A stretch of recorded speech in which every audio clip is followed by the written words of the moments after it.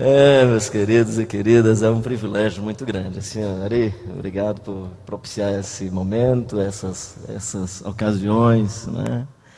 E Vitor, obrigado pela palavra, né? Queria voltar para a casa de Deus sempre. O abraço dele é sempre muito gracioso, né? Então, voltar para a casa do Pai é sempre acho que é muito gostoso para todos nós, né? E acho que a gente não volta de uma única vez, a gente sempre volta, né? Ou volta para casa ou para vários compartimentos que tem a casa. Às vezes eu fico achando que o pai recebe na porta e vai lá para a cozinha para você vai atrás dele lá na cozinha. Aí depois vai lá para a despensa, né? Parece brincadeira de esconde-esconde. E você fica nesse fascínio de encontrar-se com o pai, sempre se redescobrindo na interioridade e o descobrindo no mistério da vida, né? No mistério da vida, no mistério da existência. Na contemplação da natureza que fala, na contemplação das pessoas que amam a Deus, na contemplação da fragilidade humana, na nudez do pobre, né?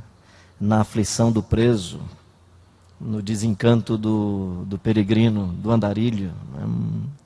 E aí você o encontra nessas manifestações inusitadas da vida, né? Pode encontrá-lo na presença de um jegue, da jumenta, né? Que fala. Ou eu às vezes gosto de falar, não porque eu não acredito que Deus falou pela jumenta, eu acho que Deus falou, mas eu prefiro falar do profeta que escuta, né? O milagre não é a jumenta falar, é o profeta escutar.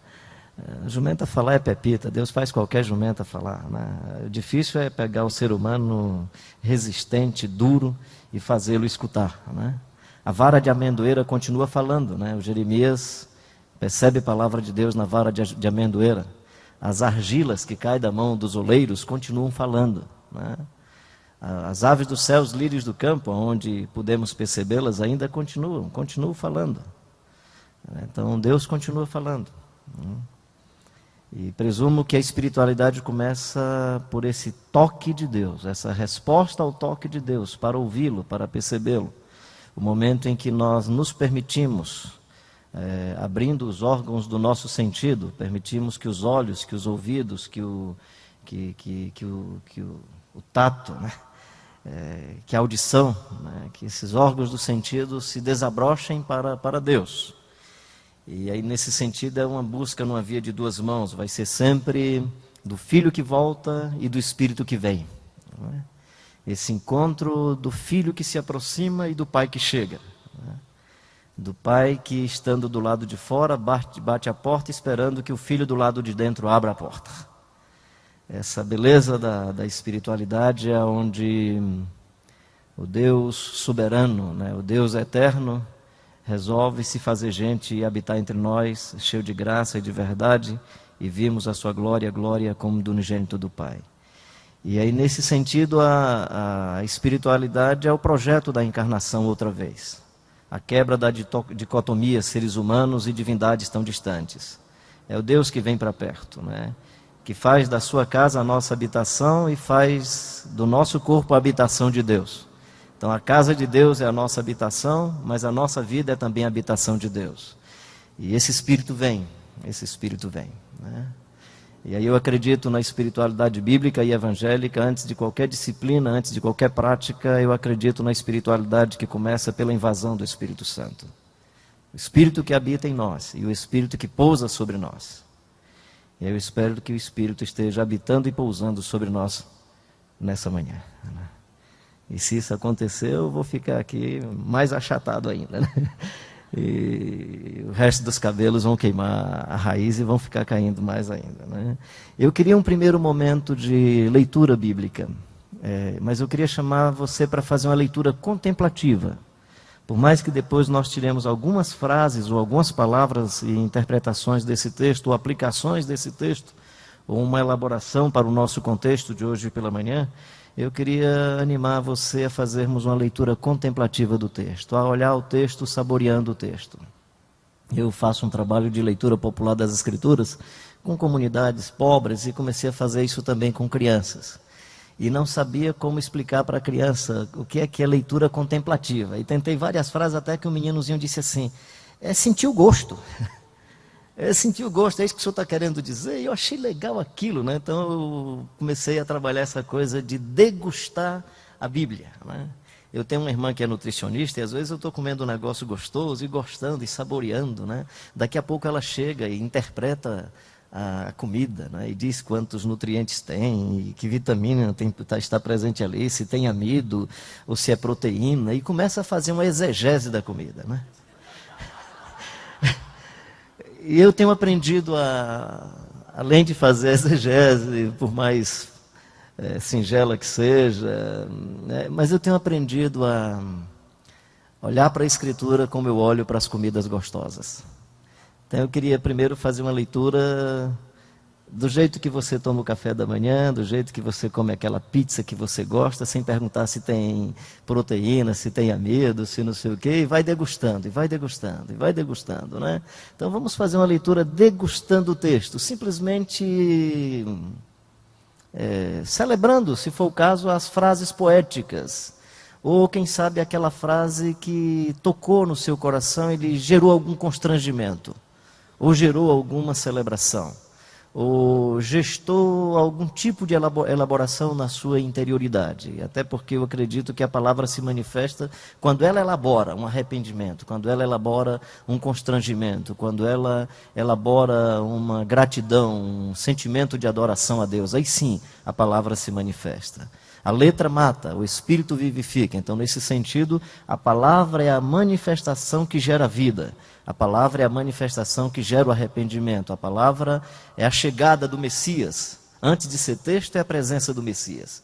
O verbo que se fez carne, ainda criança, sem frase, sem nenhuma elaboração, já era a manifestação da vida e a manifestação de Deus. Que essa palavra esteja nos invadindo na contemplação. Não é um texto curto, é um texto longo, de 47 versículos, mas aí como a gente está aqui, São Paulo não tem correria, São Paulo é uma cidade tranquila, a gente pode ficar aqui, não é? Ninguém tem o que fazer, São Paulo é legal, então nós estamos aqui, né?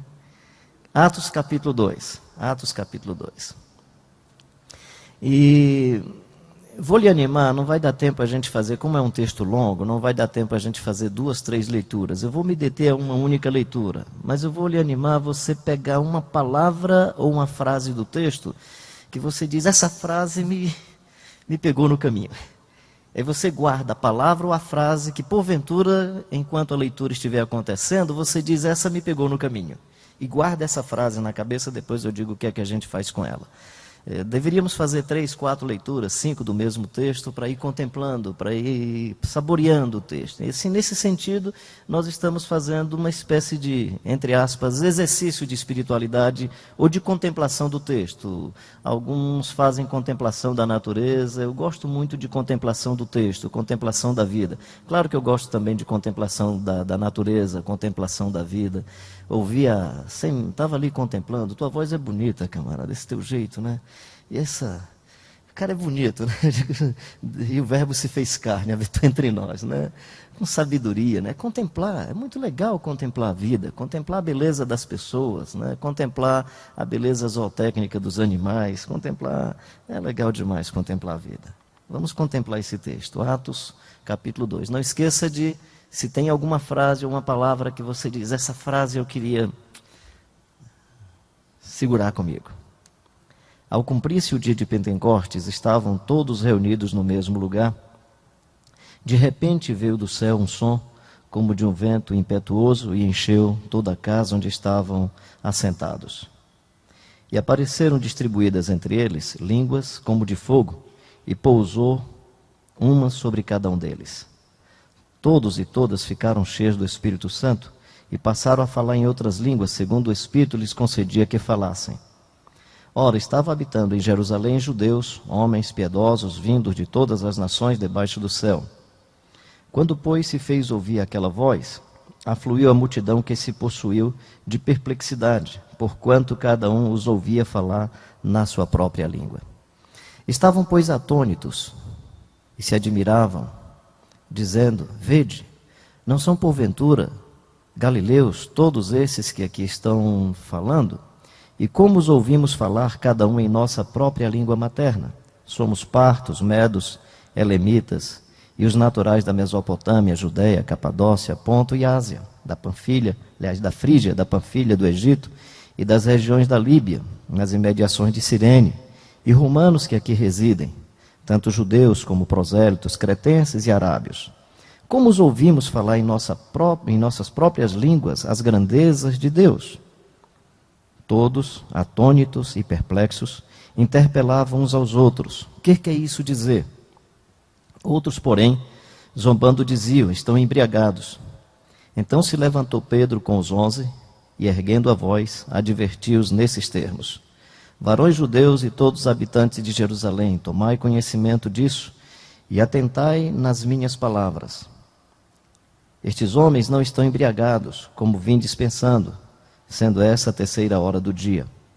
Mas o que ocorre é que foi dito por intermédio do profeta Joel: e acontecerá nos últimos dias, diz o Senhor, que derramarei do meu espírito sobre toda a carne. Vossos filhos e vossas filhas profetizarão, vossos jovens terão visões e sonharão vossos velhos. Até sobre os meus servos e sobre as minhas servas derramarei do meu espírito naqueles dias e profetizarão. Mostrarei prodígios em cima no céu e sinais embaixo na terra, sangue, fogo e vapor de fumaça. O sol se escurecerá em trevas e a lua em sangue. O sol se converterá em trevas e a lua em sangue, antes que venha o grande e glorioso dia do Senhor. E acontecerá que todo aquele que invocar o nome do Senhor será salvo. Varões israelitas, atentai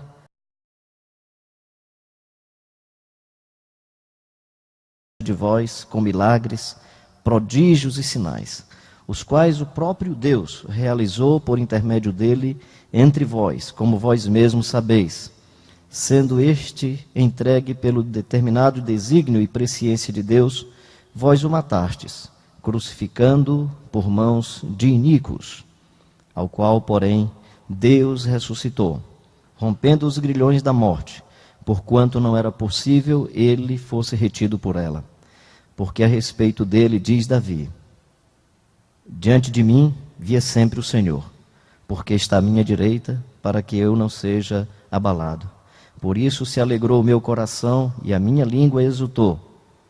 Além disto, também a minha própria carne repousará em esperança, porque não deixará a minha alma na morte, nem permitirá que o seu santo veja a corrupção. Fizeste-me conhecer os caminhos da vida, encher-me-ás de alegria na tua presença.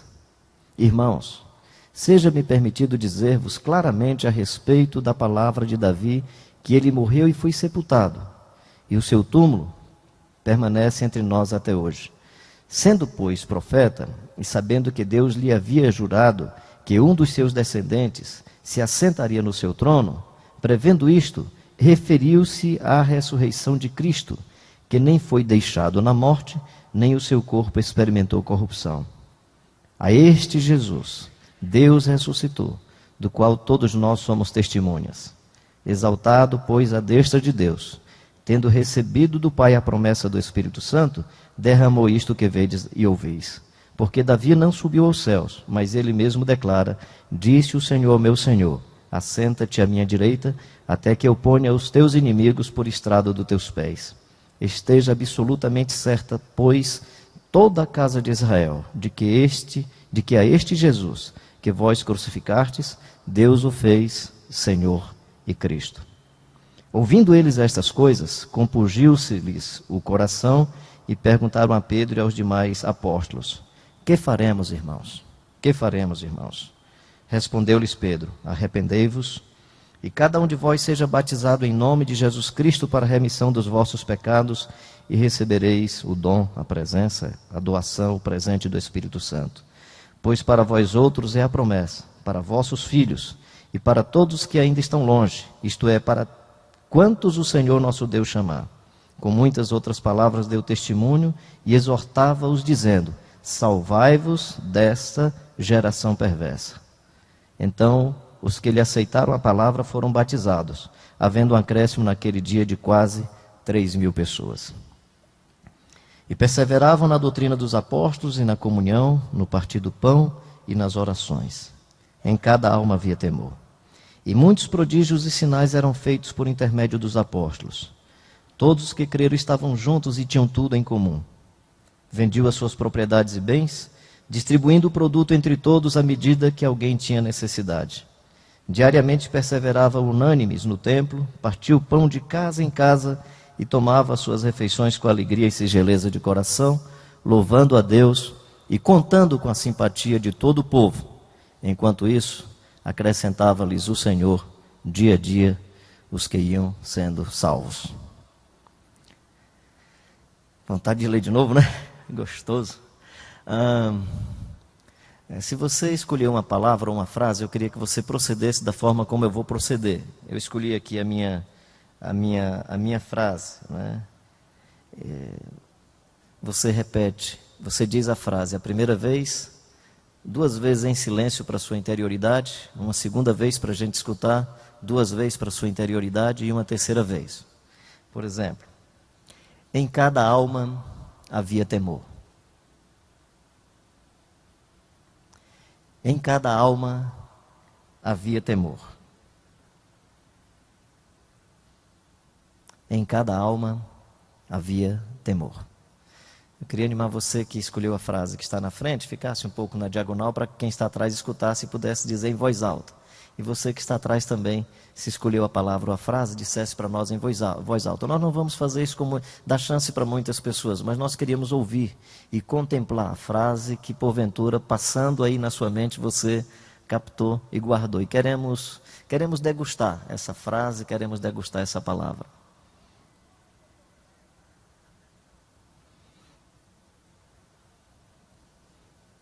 Não tem problema se a sua frase for semelhante à de outro. Se você escolheu e for a mesma, não tem problema. Deixa que a frase venha.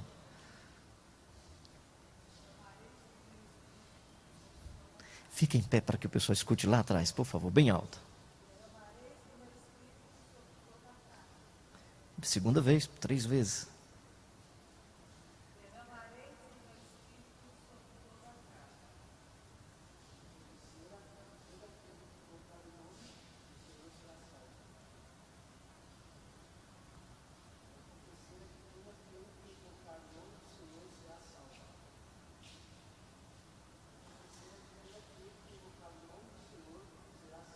Aleluia.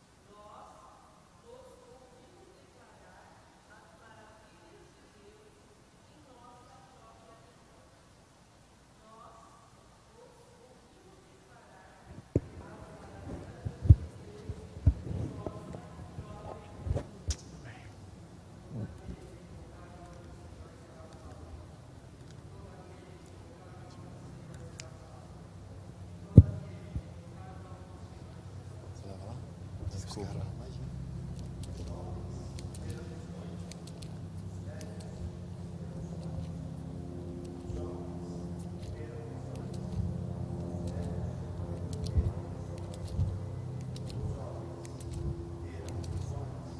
Os velhos terão sonhos. A este Jesus, Deus ressuscitou, do que todos nós somos testemunhas. A esse Jesus, Deus ressuscitou, do que todos nós somos testemunhas. A esse Jesus, Deus ressuscitou, do que todos nós somos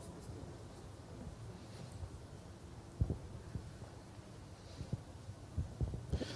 Porque a promessa vos diz respeito a vós, a vossos filhos e a todos os que estão longe, a tantos quantos Deus, nosso Senhor, chamar. Porque a promessa vos diz respeito a vós, a vossos filhos e a todos que estão longe, e a tantos quanto Deus, nosso Senhor, chamar. Porque a promessa vos diz respeito a vós, a vossos filhos e a vós todos que estão longe, a tantos quanto Deus, nosso Senhor, chamar. Depois dessa última frase a gente dá uma parada, mas aí eu queria animar vocês em outros momentos. Okay. E todo aquele que invocar o nome do Senhor será salvo. E todo aquele que invocar o nome do Senhor será salvo. E todo aquele que invocar o nome do Senhor será salvo.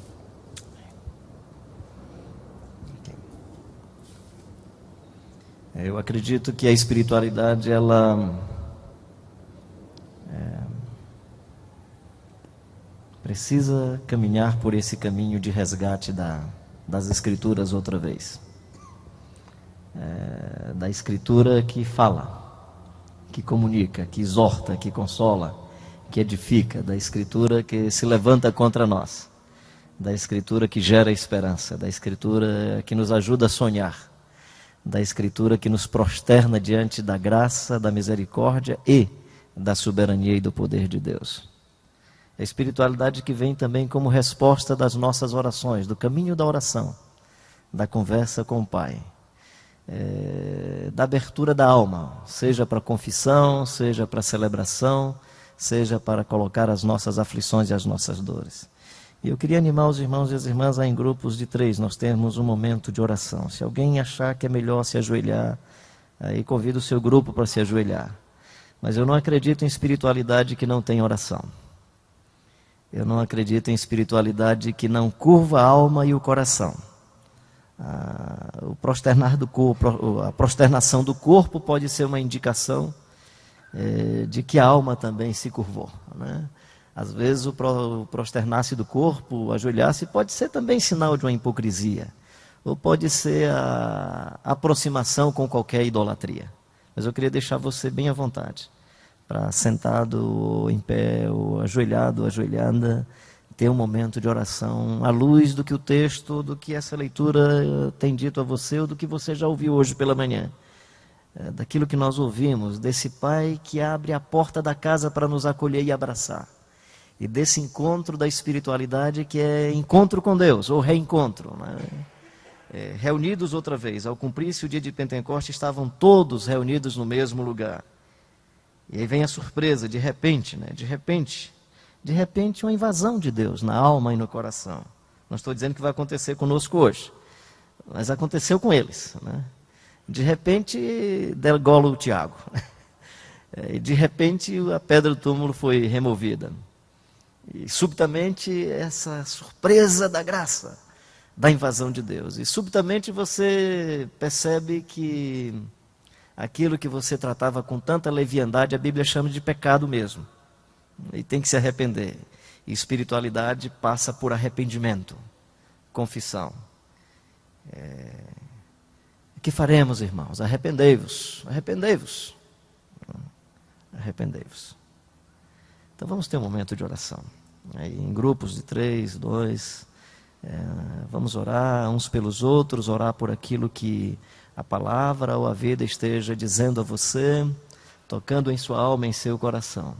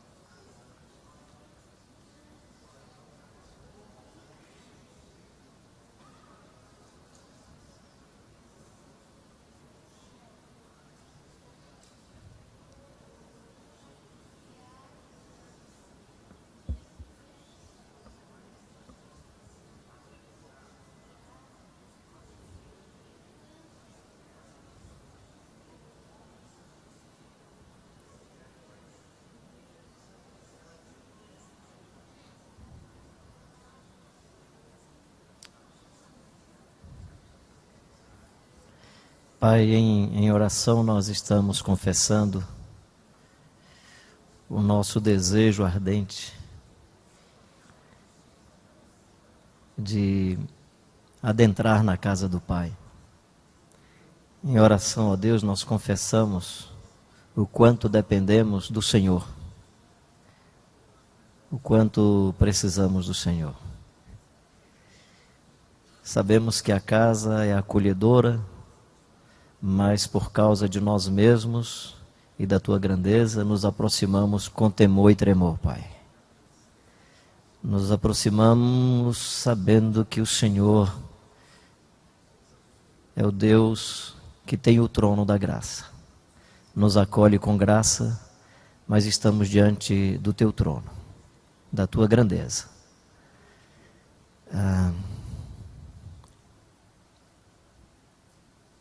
E aí, Senhor, sabemos que as nossas palavras às vezes podem ser até uma agressão à grandeza do Senhor.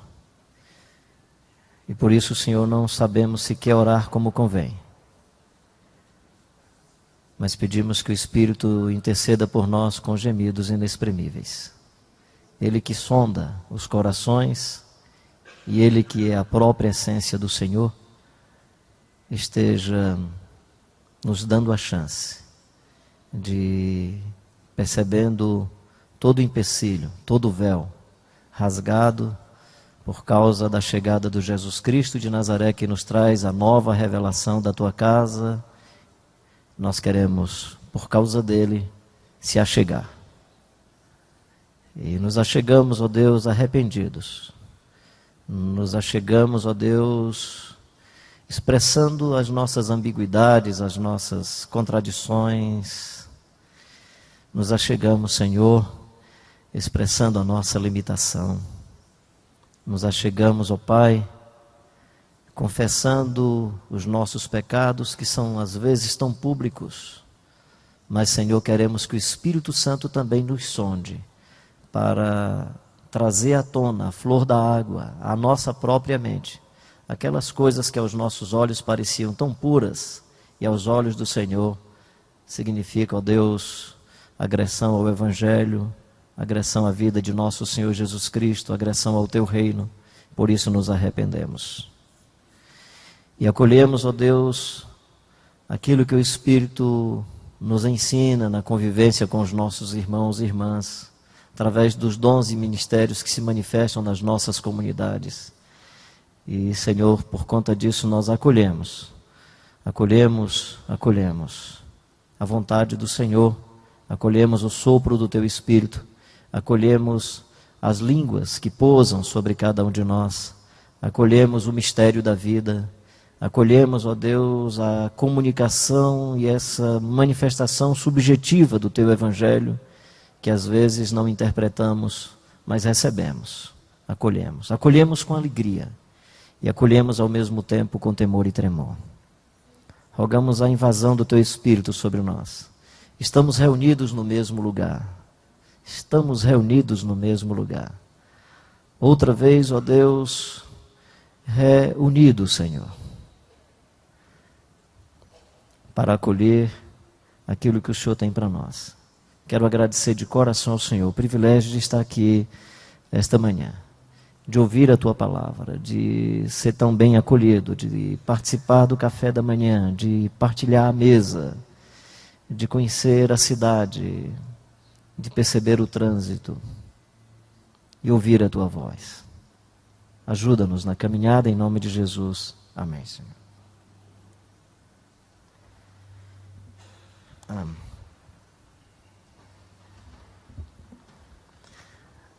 Jesus disse que mandaria o Consolador e que o Consolador nos convenceria do pecado, da justiça e do juízo. E aí que o Espírito Santo nos ajude a entender o que é pecado e o que não é pecado, a discernir, porque Ele quem não só faz entender como convence, e diz que tem juízo sobre os nossos pecados, né? Tem juízo. Então que o Consolador venha. Jesus prometeu, Ele habitará em vós. E Jesus disse que Ele viria também não só para convencer, Ele viria para nos ensinar. E ensinar tudo que Jesus propôs aos seus discípulos. nos ensinar a respeito de toda essa nova pedagogia de Jesus Cristo para a vida. E o Espírito Santo viria para nos ensinar. Paulo vai falar sobre o ser humano espiritual, o homem e a mulher espiritual, né? Ele diz que eles discernem as coisas espiritualmente. Então tudo indica que o reino de Deus, o evangelho de Jesus Cristo e a vida de Jesus estão permeadas de categorias que não são as mesmas categorias do nosso cotidiano. Me parece que não tem as mesmas, são observações outras, né? Os menores serão maiores, os maiores serão menores, os últimos serão os primeiros serão os últimos. A samaritana é acolhida por Jesus e em arrependimento acolhe a palavra de Jesus, se torna a primeira evangelista de Sicar. A Madalena, na ótica do Evangelho de São João, é quem percebe a ressurreição e anuncia aos discípulos. Então, esse Espírito que vem nos ensina, né? Essa invasão de Deus. E aí Jesus disse que eles ficassem em Jerusalém para que o Espírito Santo os encontrasse. Eu acho que o Espírito Santo é tão poderoso que os encontraria se eles estivessem dispersos também. Mas essa lógica do Evangelho, que é a lógica comunitária, do Pai Nosso, do Pão Nosso, de 2 ou 3 reunidos em meu nome, nada de visão isolada, individualista, mas dessa percepção comunitária do Evangelho, que eles estejam juntos. Então estamos aqui juntos, não é? Estamos juntos, e presumo com realidades diferentes, mas com a mesma expectativa, essa expectativa de acolher a visitação de Deus. Homens e mulheres sensíveis, e por isso são felizes porque choram. Não é porque choram a desgraça dos outros, também choramos a desgraça dos outros, também choramos os nossos pecados, choramos as mazelas da nossa nação, choramos a violência da nossa nação, choramos e lamentamos a corrupção, choramos e lamentamos essa vinculação da religiosidade ou da cristandade brasileira e a corrupção, choramos todas essas violências. Mas, a priori, nós choramos porque queremos um consolador. Porque só é feliz esse homem e essa mulher que chora na expectativa de ter um consolador. E só chora essa lágrima inusitada quem percebe a necessidade do consolador. Está diante do trono de Deus e vê o anjo que pergunta quem é digno de abrir o livro e desatar os selos. E anjo poderoso, na presença de Deus, o máximo que pode fazer é uma singela pergunta. E o coitado do João que diz, e eu chorava muito.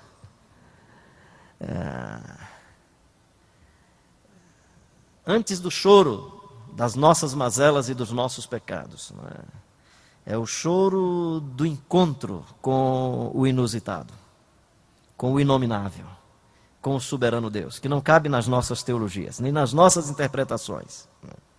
Não dá para colocar num tubo de ensaio. Não dá para ser domesticado, né? É o Deus, é o eterno, o inominável, o Yahvé, né? É o Yahvé. E diante dele nós nos curvamos. E aí precisamos de um consolador, porque senão a gente se arrebenta. E aí precisamos de um consolador que acolhe e diz, olha filho, se eu não estiver aqui dentro de você e não habitar na sua casa, ela se destrói, ela vai se desmoronar. Se você não for invadido pela misericórdia, pela graça e pela bondade de Deus, essa sua estrutura fajuta vai se fazer em nada. As suas células vão se decompor. Sua espinha dorsal não vai aguentar.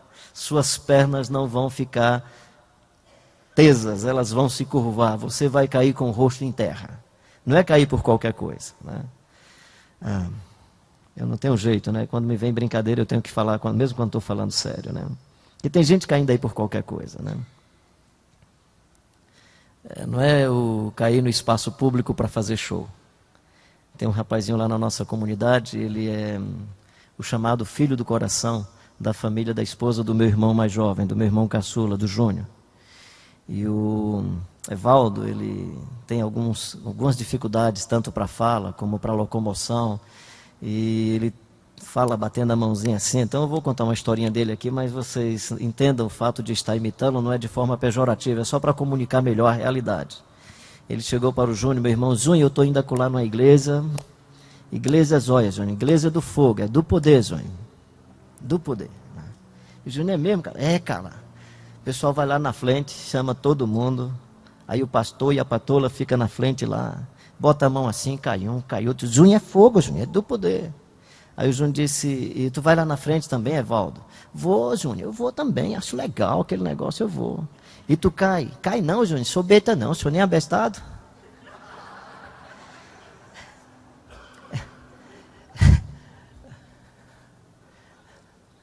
21 dias de jejum e oração do Daniel na ilha de Patmos, ou cai por causa da soberania de Deus ou da sua limitação humana. O João Evangelista, na ilha de Patmos, sem estar em espaço público, realmente diz, eu caí como morto e o Senhor veio sobre mim, pôs a sua mão direita.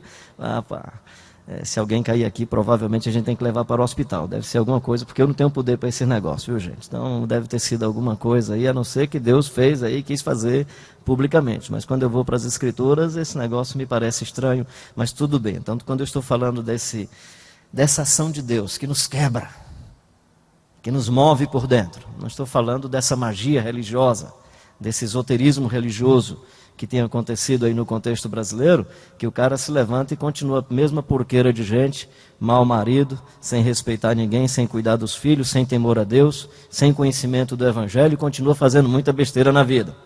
Não estou dizendo que eu e você também não fazemos besteira, mas eu pelo menos me arrependo quando percebo, ou quando o irmão me confronta e diz que eu fiz besteira. E aí fica aí com vergonha, não quero mais cair na frente de ninguém, quero ficar escondido, né? Aí quero jejuar não como busca de santidade, mas jejuar como quem está com vergonha de viver. Chateado com a existência, chateado com as bobeiras da vida. Então o Espírito vem, mas ele vem para consolar a nossa alma diante da grandeza e da soberania do Senhor. E ele vem para fazer o que fez com esse narrador desse texto. Lucas, puxa vida, o cara fala de um jeito muito legal. E ele diz que a espiritualidade é uma retomada do texto bíblico para reelaborar, a fim de que ele dê respostas para a nossa geração. É isso que ele está fazendo com o texto de Joel. É isso que ele faz quando busca o Davi. E a espiritualidade é uma reelaboração dessa palavra que fala hoje, que fala agora, que me diz alguma coisa para o dia de hoje. É a palavra que continua falando, né? Mas é uma espiritualidade aberta à manifestação sobrenatural, a manifestação subjetiva. E a subjetividade desse texto não é o pessoal falar uma língua que ninguém entende. Eu sou de vertente pentecostal, por favor. Mas é falar uma língua que todo mundo entende. Esse texto está dizendo que o Espírito Santo vem, e até as pessoas que são de dialetos e idiomas diferentes compreendem. Eles se compreendem em sua língua materna. É isso que o texto está dizendo. O que o texto está dizendo é que quando o Espírito Santo vem, a despeito das nossas diferenças e das nossas concepções tão diversas, nós nos acolhemos na subjetividade da vida. Nós nos acolhemos no mistério do Deus soberano. Nós podemos sentar à mesa e olhar no olho um do outro e dizer, cara, você precisa mudar, mas eu continuo te amando. Essa linguagem da misericórdia, essa linguagem do amor, a linguagem da confrontação e a linguagem da justiça do Evangelho. Quando o Espírito Santo vem, a despeito de falarmos em dialetos e idiomas diferentes, nós vamos nos compreender na subjetividade da vida, do Deus eterno que invadiu o nosso coração e desse Consolador que me acolheu e me ensina a acolher o outro. Claro que fazendo a diferença entre a conta bancária do outro e o outro. Não é acolher a conta bancária, é acolher a pessoa. Não é acolher o título e a imagem pública, é acolher a pessoa. Não é acolher o pecado e o erro, é acolher a pessoa. É porque às vezes nós atrelamos o ser do indivíduo com o título, o ser do indivíduo com os bens que ele possui. Nós atrelamos o ser do indivíduo com os erros que ele comete. Esse núcleo básico da vida, que é o núcleo amado por Deus, nós precisamos saber como invadir esse núcleo para resgatar de tal maneira que o Espírito Santo, convencendo as pessoas do pecado, da justiça e do juízo, os indivíduos se encontrem com Deus e se encontrem consigo mesmos. Esse texto ele é encantador porque ele acolhe várias gerações. Ele quebra as discriminações e os processos de rompimento das classes sociais, vossos servos e vossas servas. Que legal. Seria dizer assim, a gente vai fazer um congresso em São Paulo e nós vamos chamar a doméstica, a pessoa que trabalha na casa da irmã fulana de tal. Esse texto está dizendo que as servas também profetizam. Aliás, nesse texto está dizendo que as servas e os servos, eles é que profetizam. Esse texto é encantador, no meu entendimento, porque ele faz uma síntese da comunidade de nosso Senhor Jesus Cristo que está vivendo aí em Jerusalém, com todas as suas limitações, mas com sinais extraordinários dessa chegada do Espírito Santo e de uma espiritualidade tão integral, que está aí presente no versículo 42 até o versículo 47, quando sintetiza a beleza dessa comunidade. É o Espírito que pousa. É o Espírito que, pousando sobre a sua vida, a misericórdia e a graça de Deus serão percebidas nos poros, na respiração, na sua caminhada, na sua existência. É o Espírito que habita, mas é o Espírito que pousa, no sentido de que caíram na simpatia. Se você observar nos capítulos posteriores, não foi na simpatia de todos. Caiu também na oposição de alguns. Possivelmente o todos aqui refere-se à grande maioria, à comunidade, né? Mas os poderosos não. O Estevão foi apedrejado e fazia parte dessa comunidade, né? Então alguns rejeitaram essa comunidade que vivia dessa maneira, porque a vivência dessa comunidade é também um tipo de vivência que denuncia. Quem é que, sendo rico, quer vir para o Evangelho para ficar mais pobre? Tinha 100% e agora só tem 50%. Né? Porque nessa comunidade não valia a doação de 10%. Nessa comunidade era quem tem muito doa e quem não tem leva. Essa comunidade é para que quem tem muito não fique com sobra e para que quem tem pouco não sinta falta. Então eu fico olhando aí nas televisões, vez por outra me dá a tentação de ver algumas dessas lamas que a gente assiste por aí. Mas aí eu sou curioso tanto quanto você, acho legal esse negócio de religião, do jeito que eu gosto de futebol, eu gosto também de religião. Aí vez por outra eu abro aí nessas religiões, né? Religião, aí eu fico vendo, né? Eu nunca escuto o testemunho do Barnabé, o cara diz assim, não, eu tinha um carro, agora tenho 2, né? Eu tinha uma casa, agora tenho 2 casas, Deus me deu muito mais, né? Eu nunca vejo o cara dizendo assim, não, eu tinha 5 casas depois que eu encontrei Jesus. Eu percebi o quanto Jesus fala de uma esperança futura e o quanto Jesus diz que a gente precisa amar as pessoas e não se apegar às coisas desse mundo. Eu tinha 5 casas, agora só tenho 2, né?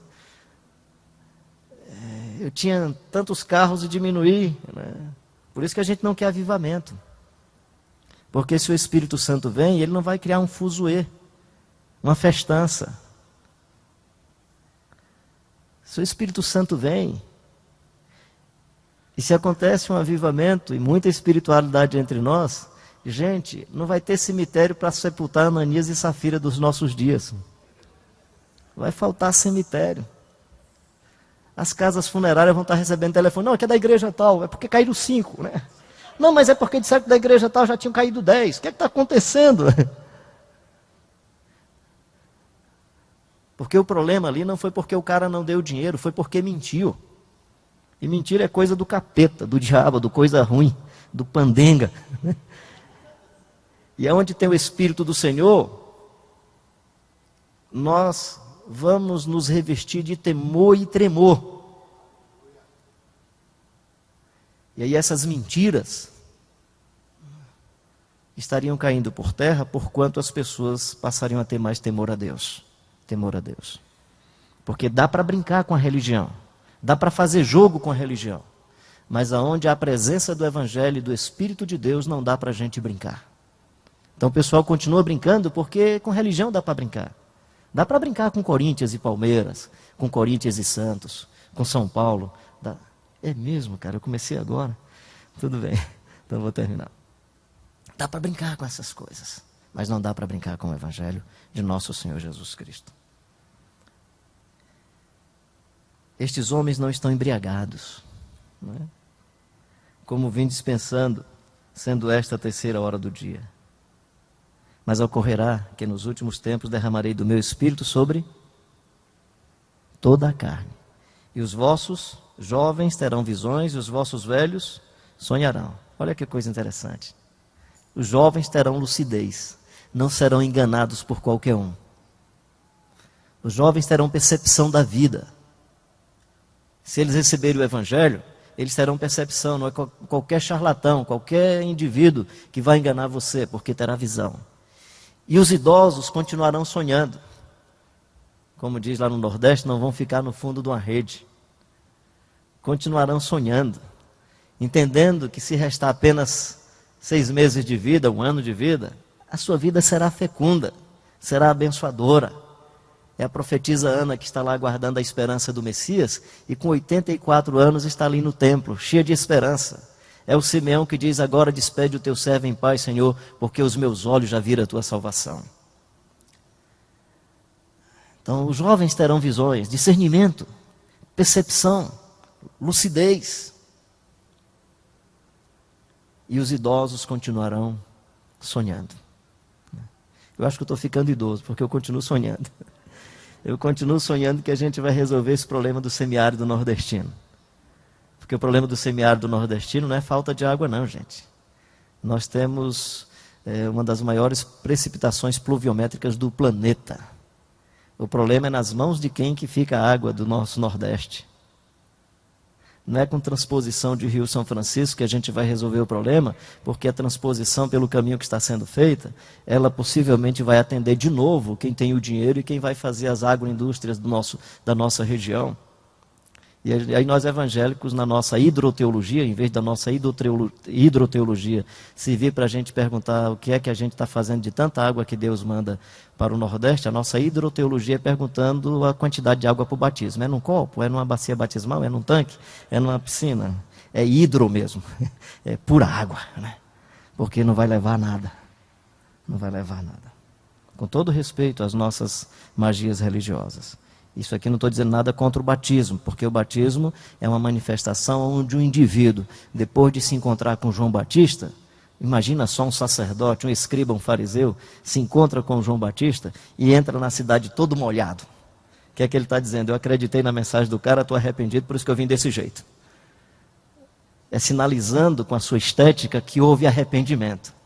É sinalizando a partir de alguma manifestação da vida que de fato você acreditou que Deus é Deus, que o Jesus Cristo de Nazaré morreu, ressuscitou. Claro, referindo-se ao João Batista, ele ainda nem tinha morrido e ressuscitado, mas era pelo menos assim: estou arrependido das coisas que eu fiz e acreditando nesse Deus eterno e me curvo a esse Deus. João Batista, você está com a verdade, eu estou arrependido, por isso eu quero entrar na cidade todo molhado para todo mundo perceber que eu me arrependi. Os servos e as servas, sobre eles e elas derramarei do meu espírito e elas profetizarão. Eu queria que você respeitasse mais aquela senhora que trabalha na sua casa, acolhendo a sua família e seus filhos, que trabalha na sua cozinha. Queria que você respeitasse mais o cidadão que abre a porta lá do seu condomínio para você entrar. Jesus pergunta quem é maior, quem está à mesa ou quem está sentado à mesa. Aí diz assim, não, quem é maior quem está sentado à mesa. Ele diz, pois é, mas eu estou servindo à mesa. Muda as categorias de percepção da vida. Se você é um seguidor e uma seguidora de Jesus, eu queria que você falasse com essas pessoas como quem reverencia. Respeitando a vida. Respeitando o ser humano que é feito à imagem e semelhança de Deus. E espiritualidade passa pelo caminho do respeito à dignidade humana. Vossos servos e vossas servas profetizarão. Coisa bonita. Coisa bonita. Coisa bonita. E aí vem o Pedro, que usa o texto e fascinado pelo Jesus Cristo de Nazaré, encantado pelo Jesus Cristo de Nazaré, vai anunciar a Jesus. A espiritualidade no Novo Testamento é uma espiritualidade onde as pessoas vão perceber Jesus. Vão se encantar por Jesus.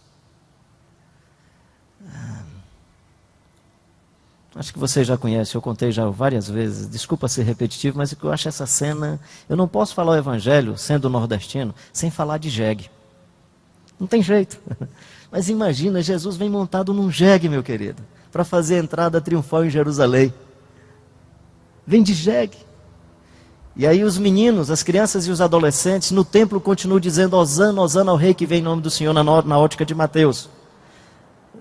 Eu não sei se Jesus entrou no templo com jegue. Há poucos dias eu lá em Fortaleza, conversando com um dos líderes da nossa igreja, eu digo, rapaz, eu tenho um desejo muito grande aqui, na semana chamada Semana Santa, Semana da Páscoa, quero pegar esses caras aí que vivem catando lixo na rua e tal, as pessoas que vivem em condição de rua, eu quero fazer uma entrada triunfal com eles. Um deles assim, barbadão, em cima daqueles carrinhos que faz a coleta do lixo, né?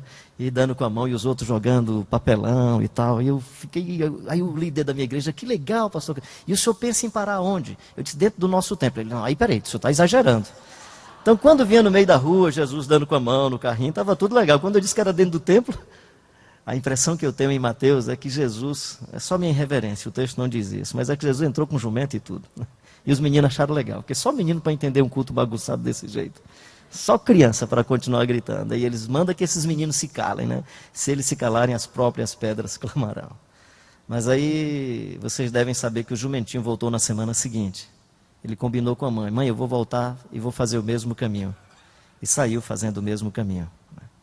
E não aconteceu nada. Ele ficou naquela expectativa de que alguém colocasse um ramo, a sua capa, e não acontecia nada. Ele foi triste. E quando chegou perto do templo, aí foi que deu confusão, foi expulso, né? Voltou para casa chateado, triste, deprimido. Mãe, tão diferente da semana passada. Ela, pois é, meu filho, o pessoal não estava encantado com você não, era com Jesus Cristo de Nazaré, meu filho. Eu não estou chamando ninguém aqui de jegue, por favor. Só estou dizendo, meu querido e minha querida, se não for Jesus em sua vida, pode até ser que você construa tanto quanto Salomão construiu. E faça tanto quanto Salomão fez. Jesus vai chegar e dizer, você não acrescentou um palmo à sua existência. Você fez muito, mas nos critérios do reino, Jesus vai olhar e dizer, você não fez nada. Foi correr atrás do vento. Foi pura vaidade. E isso não tinha nada a ver com o meu reino. O Pedro está encantado pelo Jesus Cristo de Nazaré, fascinado pela sua morte, deslumbrado com a sua ressurreição. Ele diz, esse que vocês crucificaram, Deus o fez Senhor e Cristo. Ele é a encarnação de Deus na história da humanidade. Ele é a revelação de Deus. O escritor da carta aos Hebreus vai dizer que ele é a expressão mais plena de Deus. É a expressão exata do ser de Deus. E a espiritualidade caminha pelo resgate, isso já foi dito pelo Bintu hoje na primeira palavra, caminha pelo resgate dessa singularidade que não é só a sua singularidade humana.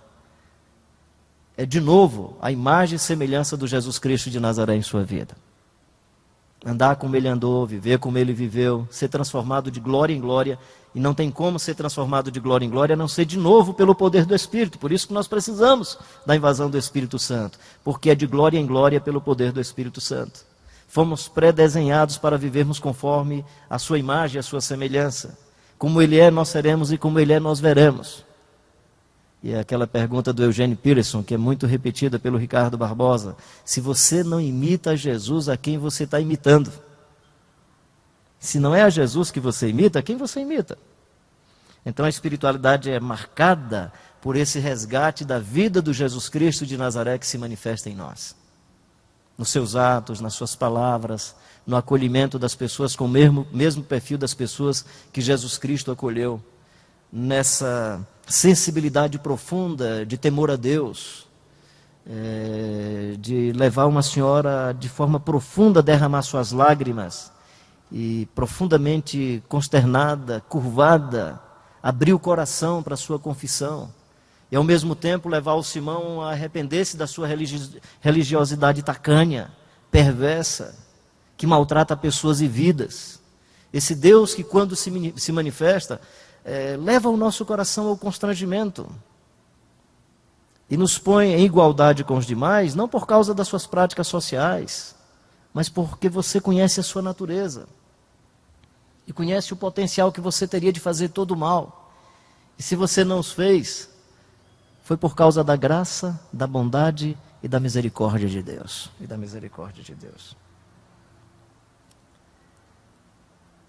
Que aspectos dessa espiritualidade podem se manifestar em nossa missão?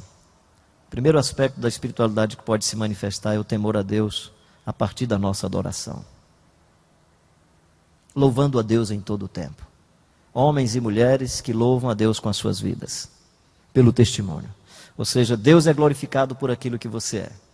Você será um homem que louva a Deus quando seus filhos disserem: Deus é muito bom, me deu esse pai.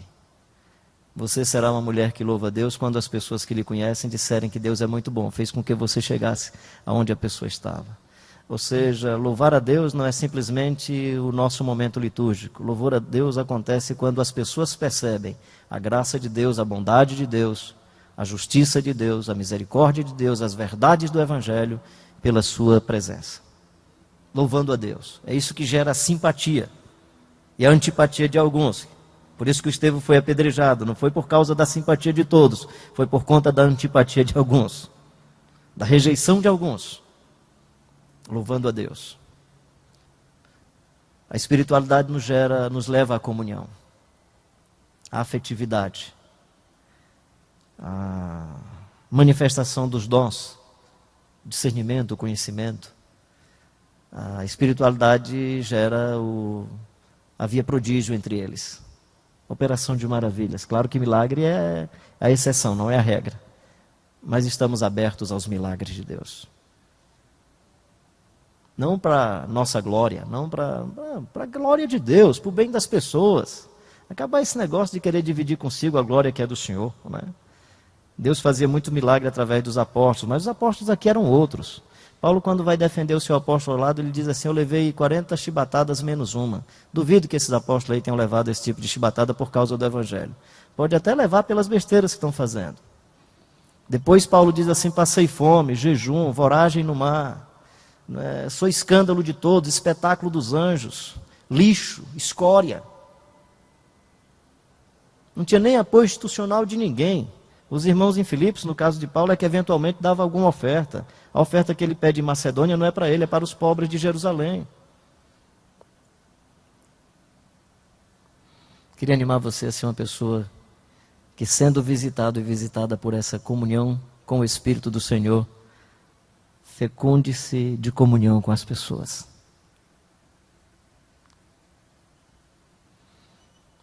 E perseveravam na doutrina dos apóstolos. Qual era a doutrina deles? Eu acredito que era as doutrinas do Jesus Cristo de Nazaré, que estão bem sintetizadas no Sermão da Montanha. Que é isso que o Espírito vem para nos ensinar, isso que ele vem ensinar. Não é ensinar qualquer coisa, é ensinar o que Jesus ensinou, gente. O que o Espírito vem nos convencer do que Jesus ensinou. O que ele vem nos ensinar, o que Jesus ensinou. Se sua igreja vai ser de G13 é futebol, desculpa, G12, G50, se é rede ministerial, o pessoal fica discutindo quais os odres. Né? Como é que nós somos bambas em fazer odres. E quem sabe São Paulo ajuda muito, né? Porque você tem que entender as pontes para entrar numa cidade. Né? A estrutura é muito interessante, é difícil você ver pessoas. Mesmo nos grandes ajuntamentos onde estão várias pessoas, né? Você pega 25 de março, as pessoas estão em grandes ajuntamentos, mas todas procurando objetos. Ninguém está focado em gente. Então é fácil a gente pegar uma estrutura, MWay, Herbalife, e fazer em rede, fazer em grupos legais, legal. A questão que nós precisamos resgatar é que vinho nós estamos pondo nesses odres. Qual é o vinho desse negócio? Eu tenho encontrado pouco lugar onde o pessoal conversa sobre o vinho. Então quando diz que ensina, ou doutrina dos apóstolos, é a doutrina desse vinho que Jesus passou para a gente. Que diz que você, mesmo que fazendo bem, ainda é chamado de servo inútil. Isso aqui é um evangelho legal. O cara vive bem, faz tudo direitinho. Jesus disse: é inútil, meu filho. Perseverar na doutrina dos apóstolos é resgatar para a sua vida, meu querido e minha querida, esses ensinos preciosos do Jesus Cristo de Nazaré. E aí não tem jeito. A simpatia daqueles que estão em aflição, que querem ser tocados pelo Evangelho, que querem ser marcados pela vida de Deus, vai cair na simpatia deles. E aí não vai ter jeito. Ela vai ser uma expressão comunitária, onde a vivência política e social vai fazer diferença das demais vivências e das demais experiências da sociedade.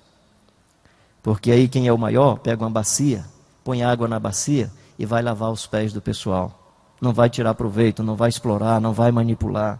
Ou seja, a espiritualidade do Evangelho não é uma espiritualidade que faz de você um dominador, que faz de você um manipulador, é a espiritualidade que faz de você um servo. Um servo. Você quer uma marca do Evangelho na sua vida? Peça a Deus para lhe revestir e lhe batizar de serviço aos outros. Esse é o Evangelho. É o Evangelho que resgata a dignidade humana. É o Evangelho que faz um pitoco de gente lá do Ceará. É uma coisa qualquer, honestamente pura coisa qualquer. Digo para vocês com toda honestidade, sem falsa humildade. Sou o milagre da vida. Sou o milagre da vida. Sou o milagre da vida. E não tenho essas coragem toda para estar assim em auditório falando para ninguém. Se não for graça, poder do Espírito Santo, eu vou para casa todo encabulado, todo envergonhado, todo arrebentado. E só me dou conta que é Deus, porque às vezes as pessoas dizem que aconteceu alguma coisa na vida. E se aconteceu foi por causa de Deus. Foi por causa de Deus. Mas o Evangelho resgatou a minha dignidade. O Evangelho me disse que eu sou gente, né? O Evangelho diz que os meninos que morreram perto de mim, asfixiados por vermes, saindo pelo nariz, que não tiveram a chance de viver, eu poderia ter sido um deles. E quando o Bitu estava falando de 5 pessoas no mesmo banheiro, eu me lembrei que lá em casa eram 9 homens, com meu pai 10, 2 primos, 5 irmãs e minha mãe 6, para um único banheiro, né? Então os que estudavam de manhã tinham que começar a escovar dente na varanda, na janela assim e tal. Xixi era, corre um atrás do outro aí. E aprendemos a ser solidários uns com os outros. E aprendemos sobre a vida. E descobri sobre um homem que aprendeu a ler, lendo na Bíblia. Que não tinha medo de pregar o Evangelho nas praças, lá no interior, de pregar para cangaceiro. Porque a dignidade foi resgatada. O Evangelho é o Evangelho que resgata a nossa dignidade. E que faz com que a nossa missão seja missão que adora a Deus. Missão que nos leva à comunhão. Missão que se expressa em edificação, pela oração, pela leitura do texto bíblico, pela contemplação da vida, pela contemplação da palavra de Deus. É Evangelho que nos leva à evangelização, que ainda continua dizendo que o mundo precisa reconhecer que Jesus Cristo é o Senhor, que o pessoal precisa se arrepender dos seus pecados, que a pastorada precisa se arrepender das suas maldades, que precisa se arrepender dos negócios que estão fazendo com a religião, que precisam se arrepender das suas manipulações, dos controles sobre as pessoas, que precisam deixar de hipocrisia, que precisam deixar de tanta leviandade, de tratar as coisas erradas desse mundo com leviandade. É o Evangelho que diz que o temor a Deus invade o nosso coração se nós formos visitados pelo poder e pela graça do Espírito Santo. Que Deus abençoe a sua vida e a minha vida. E que você ore, né? O Espírito Santo tem me cativado para seguir a Jesus e eu quero responder esse negócio. Não estou aqui como exemplo, eu estou aqui como uma pessoa que, sendo cativado, quer responder. E aí tenho muitas limitações, mas quero responder. Quero atender ao chamado de Deus, porque se eu morrer sem atender o chamado de Deus, eu serei um desgraçado, um cara frustrado. Se eu morrer e alguém precisou de socorro e eu não estive tão perto e não consegui, eu vou morrer de maneira... Você pode dizer, morreu triste, né? Mas se alguns sinais do socorro e da bondade de Deus se manifestar, mesmo estando no caixão, pode chegar lá assim, abrir os lábios assim, dizer, ele está rindo, morreu feliz. Deus abençoe você. E que o Espírito Santo tenha pleno acesso, misericórdia da gente e pleno acesso à nossa vida, nem que a gente tenha que fazer muito funeral de muita gente. Amém.